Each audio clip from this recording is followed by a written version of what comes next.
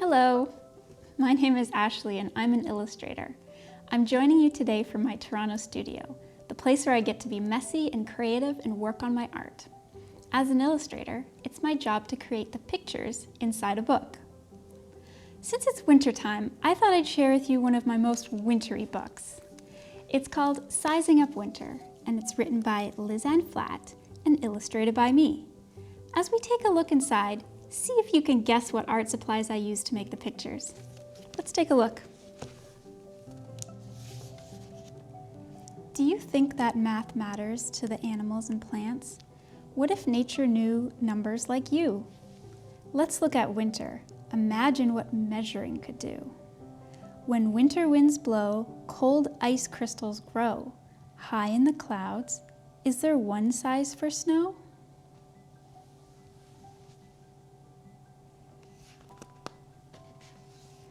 The flakes float down, down, down to the ground. How high is the snow? How deep does it go? So I think here we just need to count how many snowflakes deep it is.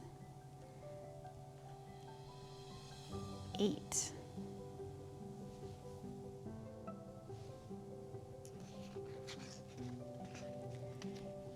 Do the deer mice mind that a snowshoe hare takes far fewer steps to get its food over there?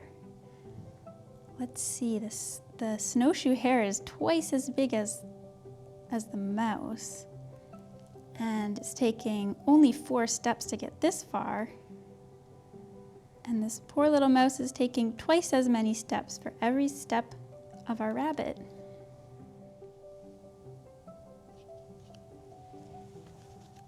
Would a mother polar bear use her babies to compare? Which has more mass, the mother or her cubs? Let's see, this ice float reminds me of a seesaw, and it looks like the bottom of the seesaw is submerged by water.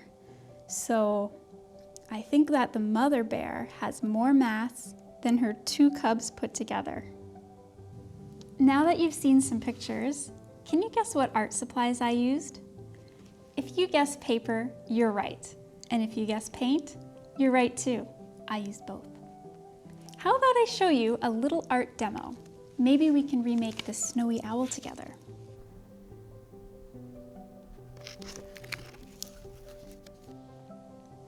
All of my pictures start out as pencil drawings.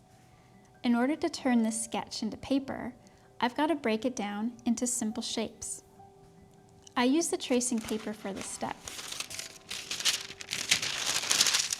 It will act as a guide to cut around. So let's start with the owl's entire silhouette. This will make it a good base to glue all of our parts to.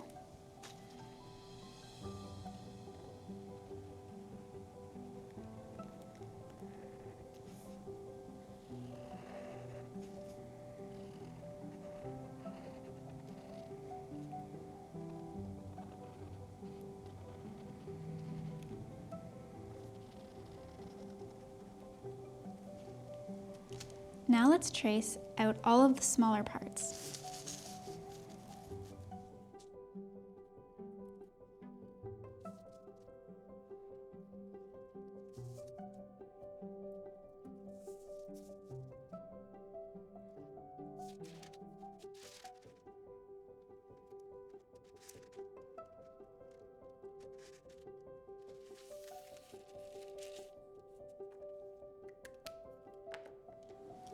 Once I've traced all of my pieces, it's time to choose the paper colors I want to cut from. I'm going to use this light shade, actually it's white, for the tummy and the face. And I'll use this dark gray for, let's say, the feet. This patterned sheet will be for the wings. And I'm going to use black and yellow for the eyes. So let's start by cutting out that silhouette. Here it is here, it's the largest piece. So I'm going to place the tracing paper over And using my X-Acto knife, I'm going to follow the line that we had drawn on here as a guide.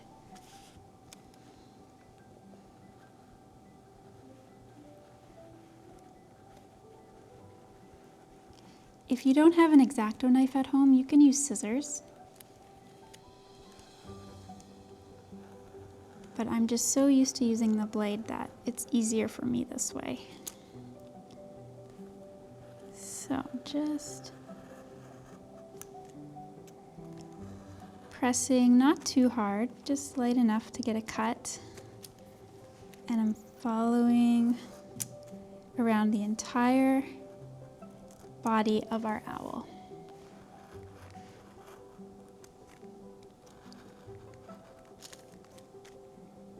It's important to keep your blades sharp. When you use a dull blade, it's actually a little more dangerous because it likes to slide off the page. Okay, so here is our base.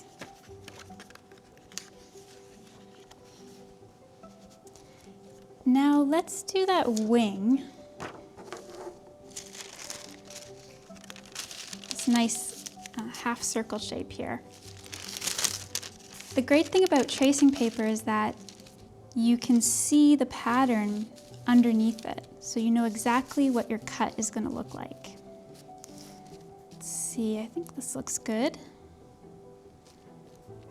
So, just like before, I'm going to follow that line.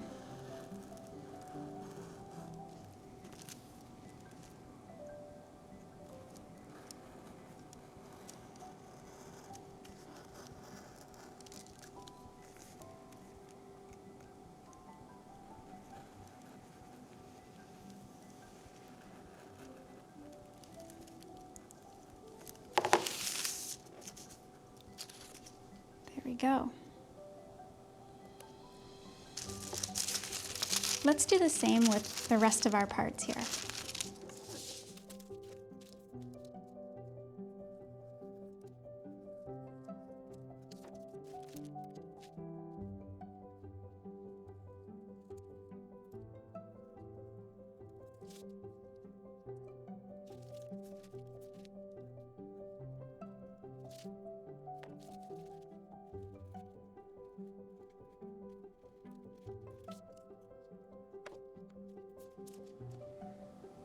Now that everything's cut out, it's time to put our puzzle pieces back together again. So let's start with that owl silhouette. And I think I'll do these feet first. So I'm just going to take a glue stick and apply the glue to the bottom of the paper.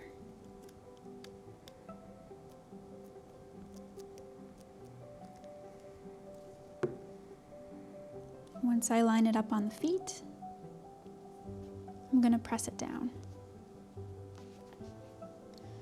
Okay, next up is our white belly.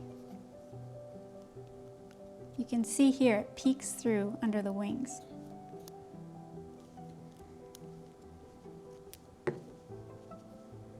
Okay, so same thing. I'm just going to now overlap those feet. So now they appear as if they're underneath. Next in line is this tail, the back and the tail. So, keep going with this.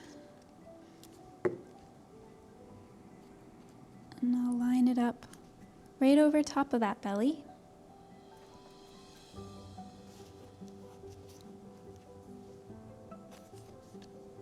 Here's our little face.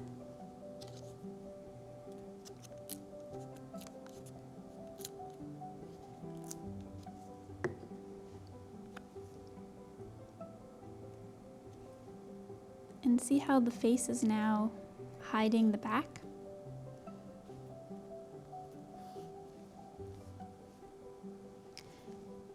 I love this little part of the owl. It's like the little crown. Let's see.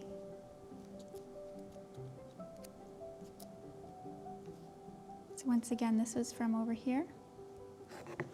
And it's just going to sit right on top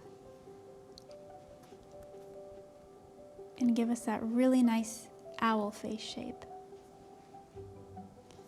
Next up is our beak, which is a very, very tiny diamond.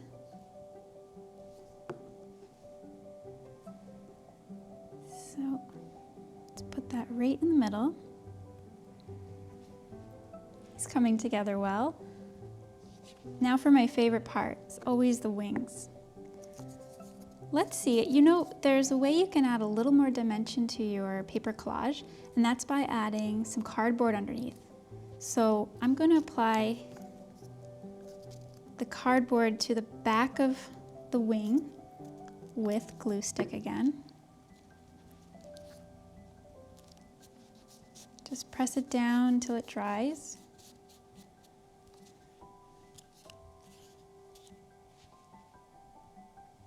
And see how it gives a little bit of a shadow underneath? Let's glue that down too. So really I just have to glue the cardboard now, because that's the part that's going to touch the rest of the bird. And you know, you can always use your reference sheet here just to line up things. So let's see. Looks like this wing comes all the way to the edge of that belly, and his beak is just peeking over it.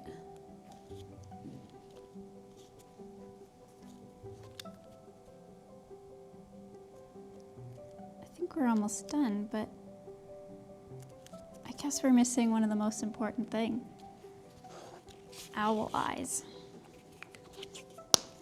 So to make the owl eyes, we're going to get our hole punchers.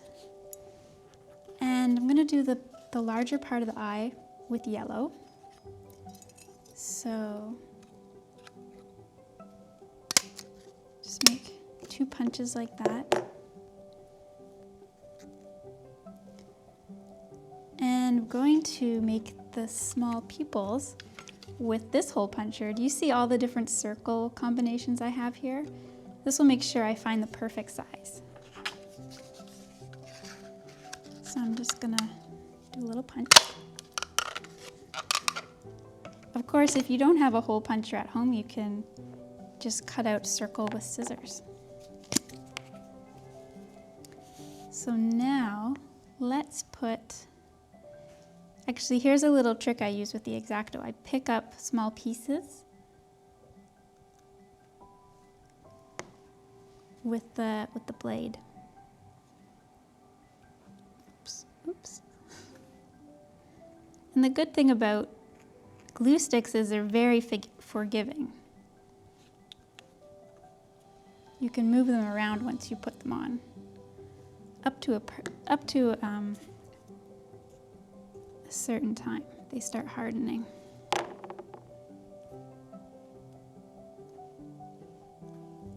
Okay, there's our eyes, and let's give him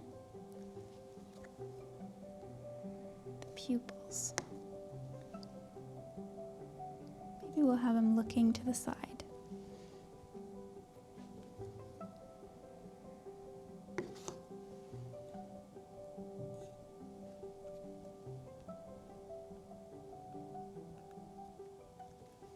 Okay, now that our owl is all one piece, how about we set her in a scene? I've already cut up some things. I have a background here. Let's put her on. And I've cut some snow out. So maybe I'll just use some tape.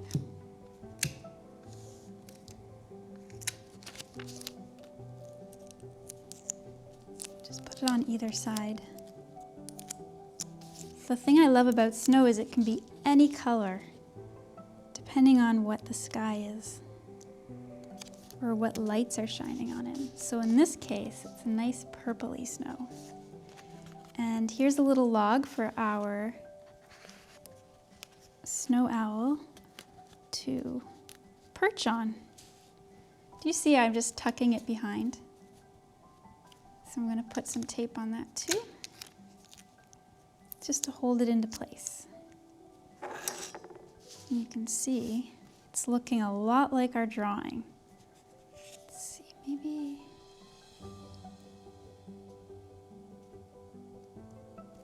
I'll bring the log down to there. Okay. So I'm just going to put some tape underneath, hold it into place. And let's put some tape on the back of our owl. And we'll set her right on the edge of that perch.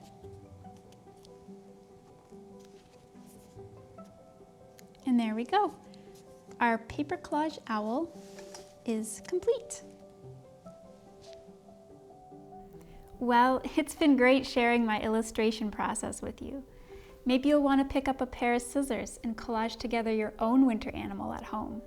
Thanks so much for watching. Bye.